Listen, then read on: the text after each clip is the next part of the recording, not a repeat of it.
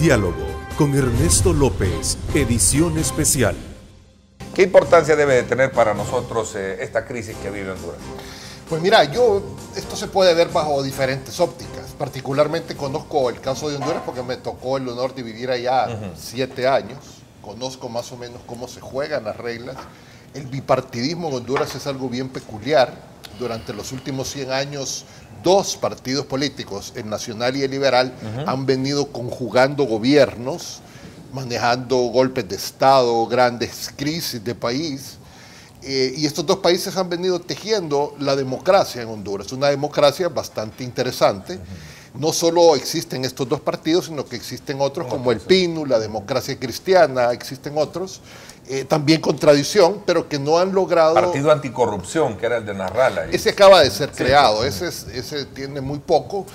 Y todo surge, dijéramos, la coyuntura política actual surge cuando se da el fenómeno del expresidente Manuel Zelaya y de su intención de que a través de la consulta popular directa, a través de un plebiscito, revisar el tema que constitucionalmente está plasmado en la Constitución de Honduras, en el cual ni siquiera era posible hablar de reelección. Hemos llegado a una crisis porque la institución del Tribunal Supremo Electoral, en este caso de Honduras, no ha sabido dar una respuesta pronta y apegada a la realidad de lo que pasó en el proceso electoral. ¿Podrá eso darse en El Salvador? La respuesta es sí, puede darse. ¿Por qué? Precisamente porque el Tribunal Supremo Electoral ha venido aduciendo que no tiene los recursos suficientes por parte del Ministerio de Hacienda y por otra serie de variables. Una de esas variables es la complejidad en el conteo del voto por rostro, lo de los suplentes. La posición es que es un asunto muy complicado en donde las partes tienen que resolverlas de acuerdo a las legislaciones y de acuerdo a lo mejor para la población. Desde ese punto de vista, el entrampamiento sigue. Y a mí lo que se me ocurre es que pudiera haber o un golpe de Estado o un golpe de palacio como el que le dieron a Zelaya en la Asamblea Legislativa. Pudiera ser. Pero si no lo es y las cosas siguen así y no se resuelven, va a haber muchos desórdenes y más muertos de los 20 que ha habido hasta ahora. Pero recordemos que el golpe fue de la derecha supuestamente hacia la izquierda y hoy sería de la izquierda a la derecha. ¿Cómo no entiendo ese supuesto golpe que podría darse? El golpe contra Zelaya, Zelaya, Partido Liberal, fue del Partido Conservador, que estaba manejando la mayoría en la Asamblea Legislativa de entonces. Pero en este momento, a pesar de que el presidente Orlando Hernández tiene a su servicio a la Asamblea Legislativa, pareciera ser que no tiene control ni sobre la policía ni sobre el ejército, un control absoluto que le pueda garantizar que le van a dar estabilidad a los militares o las fuerzas policiales para que no siga reprimiendo a la gente. Entonces, ¿en qué nos afecta? Por supuesto que nos afecta. Afecta la inmigración, afecta el comercio, afecta los tratados bilaterales, afecta las exportaciones, afecta toda la economía salvadoreña.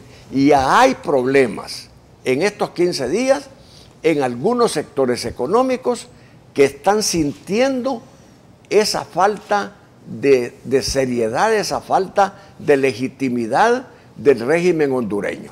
En Honduras lo que tenemos es la instalación de 3 crisis simultáneas en este momento.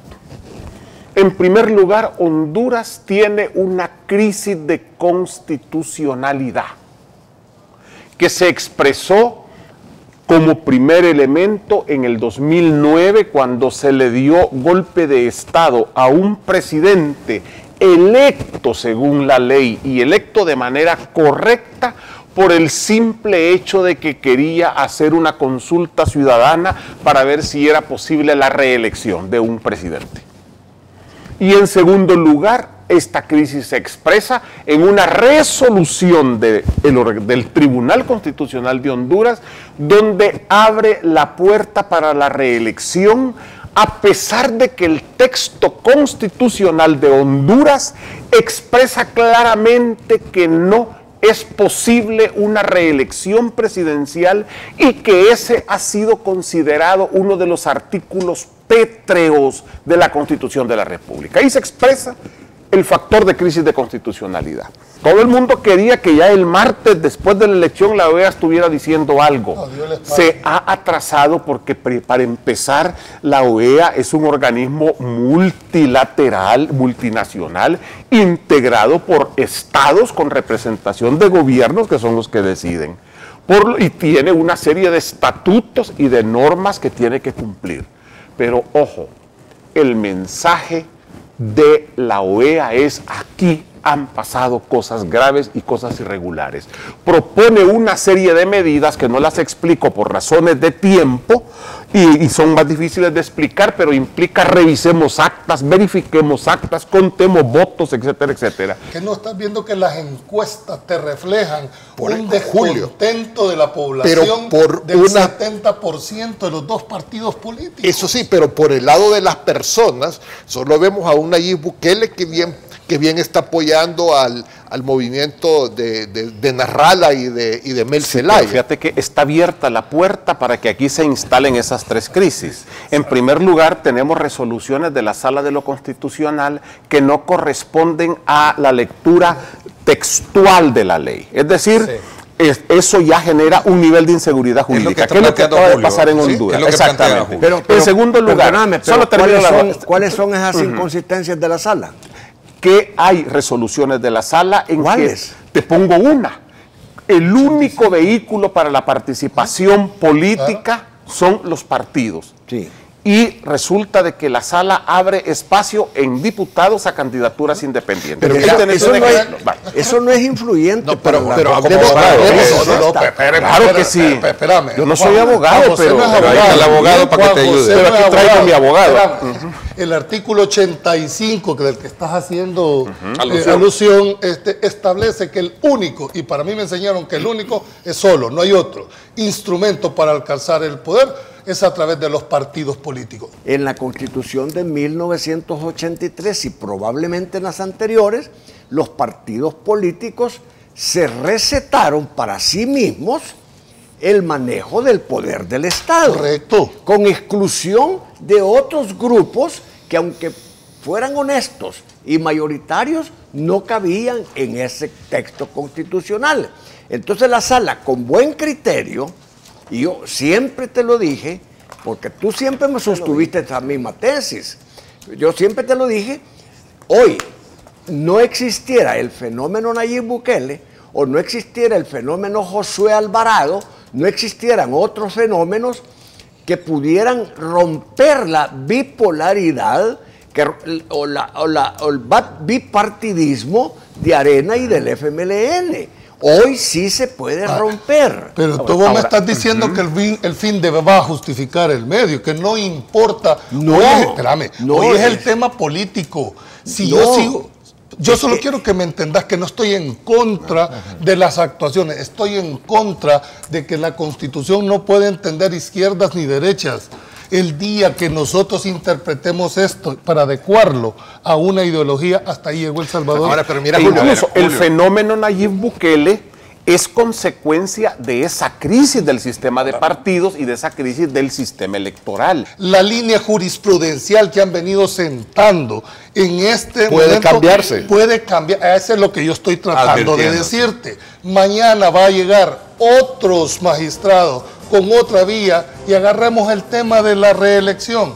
¿Qué pasaría si esos otros magistrados que van a hacer interpretan esto y te aplican lo mismo de Honduras a El Salvador? ¿Bajo qué argumento va a decir, hoy no voy a interpretar? O que digan, cuando ya no vale la literalidad de la ley, entonces vale la interpretación. Y aquí pueden haber 4 interpretaciones. O que vengan nuevos magistrados y digan, no pueden haber candidaturas no partidarias, porque va en contra del artículo 85. Es el caso de que esta oportunidad que ha abierto la Sala para los no partidarios, resulte al final en que uno de esos no partidarios con bastante aceptación popular se pliegue a alguno de los partidos tradicionales en una segunda vuelta. La Fiscalía General de la República ayer dio un giro histórico en el sentido de decir y mostrarse anuente para que un juzgado de paz en San Salvador reabra la investigación. ¿Cuál es la lectura que tienen ustedes?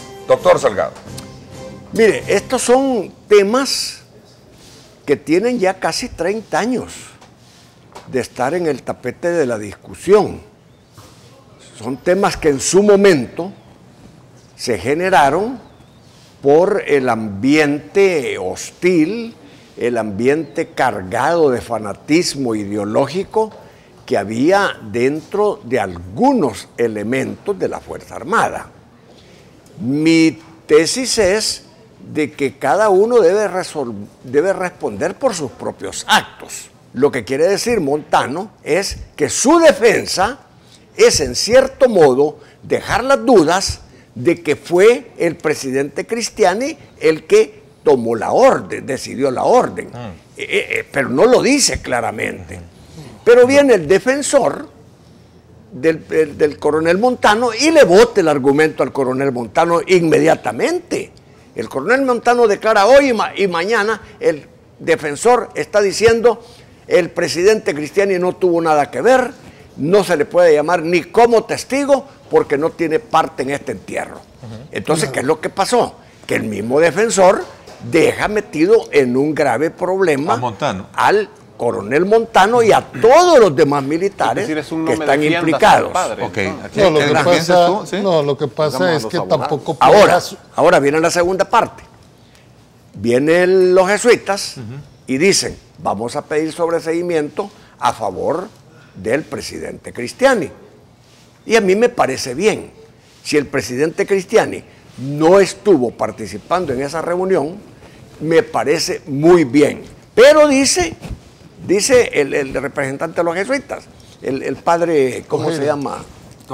Tojeira. Dice el padre Tojeira.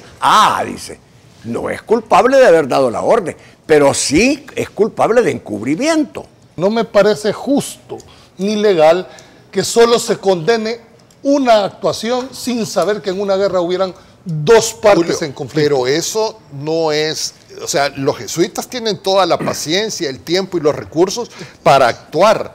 ¿Por qué alguien de la derecha no ha hecho lo mismo que han hecho los jesuitas? Porque las puertas están abiertas. La iglesia es eterna, esa es la ventaja. Mire, yo pienso una cosa. Lo que no queda claro es si en esa reunión en que estuvo Montano, que dice que estuvo Cristiani, allí se tomó la decisión o se tomó en otro momento. Eso creo que va a ser difícil aclararlo. Pero ¿qué es lo que sí queda claro? Que después del asesinato de los padres jesuitas hubo toda una operación de encubrimiento, de alteración de la escena de los hechos, promovida por el Estado, en la cual sí fue parte Alfredo Cristiani. Y hay que decirlo. Pero esa es tu visión. Por una razón. Esa es tu visión. Te voy a decir por qué estoy diciendo con nombre y apellido. Esa es tu visión. Lo cual que no es muy... Hay que probarlo.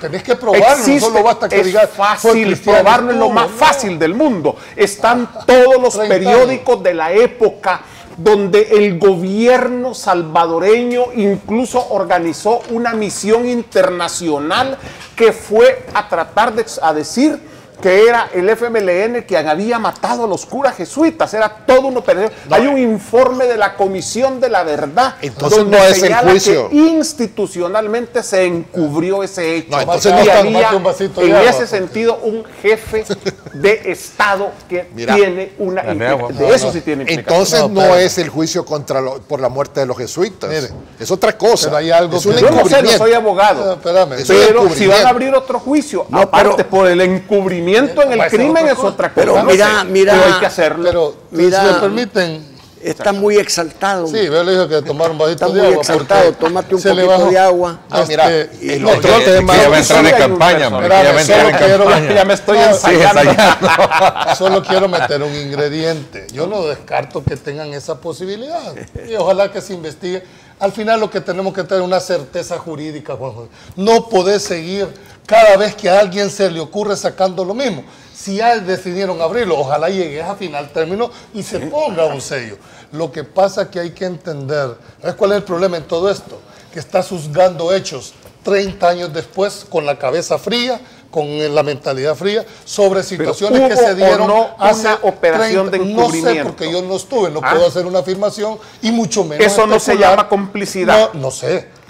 mira, No sé, porque la estimados complicidad abogados, implica... eso- No, pero es que la complicidad implica toda una serie de actuaciones Mira, que va a ¿y tener cómo que hacer. queda? Fue una Después- delegación por Sí. el mundo oficialmente nombrada por Y, el eso, y Ejecutivo a según través vos de ya con eso Cancillería. ya probaste. Tenés que ir a ¿Y por qué demostrarle... estaban encubriendo un No, crimen? Porque pero la mira. Constitución habla del principio de inocencia. Lo que tenés que darle a esto es una definitividad. Si al final los condenan, pues que se termine. Y si los absuelve, que se termine. Pero no me parece correcto ni justo que se mantengan en esa incertidumbre a un montón de personas. A los familiares de las víctimas como a los familiares de los Ahora. supuestamente imputados. Y termino con lo siguiente.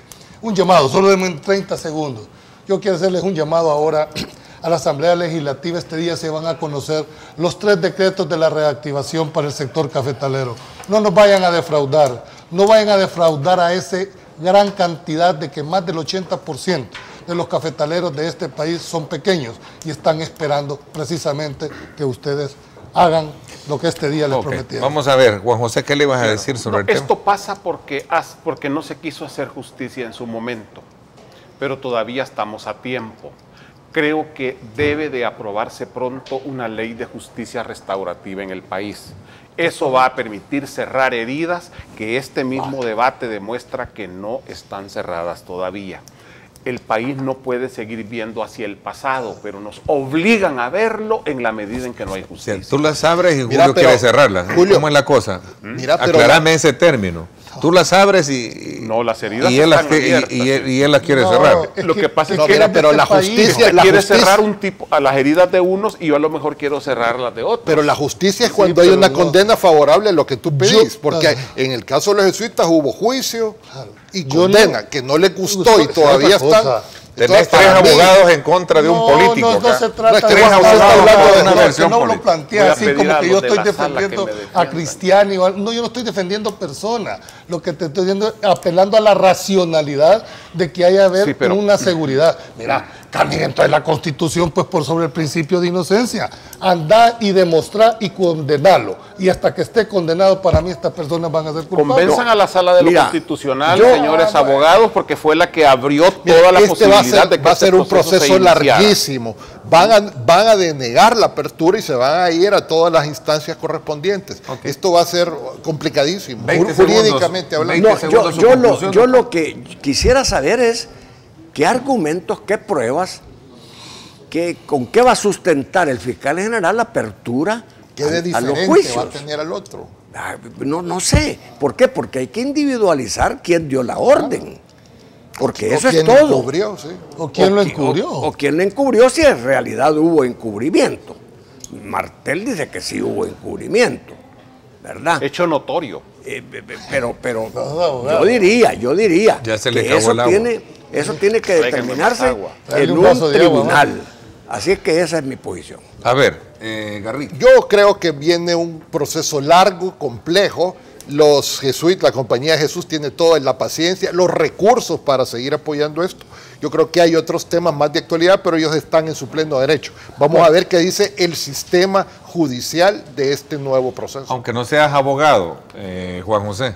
No, yo sí creo que tenemos que hacer de estos problemas una oportunidad, a pesar de lo candente todavía de los debates después de 30 años. Tenemos que cerrar heridas, tiene que haber justicia restaurativa, no es sinónimo de condena, es sinónimo de entender que hubieron cosas graves en este país que necesitamos saldar. Y ojalá que podamos hacerlo pronto para que toda la vista sea hacia adelante y no hacia atrás. Julio. Bueno, se abre una nueva etapa judicial. Yo creo que va a ser beneficioso y ojalá esta nueva etapa permita de una vez cerrar este tema, condenando o absolviendo de conformidad con las pruebas que se vaya ya con ambiente navideño ya. Con ese buen ambiente navideño nos despedimos este día, como siempre agradeciéndoles a nuestros panelistas por esa cátedra de discusión, de debate, de fomento a la cultura del debate, que es uno de los principales objetivos que buscamos. Gracias a usted por la dispensa de ese aprecio, de esa valoración y sobre todo de esa preferencia a este programa. Por mi parte, esto es todo por hoy. Pásenla bien y como siempre recuerden lo más importante, amar a Dios sobre todo la cosa. Amén.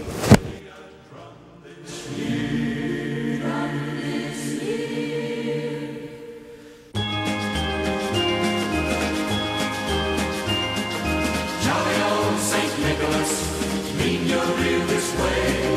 Don't you tell a single soul.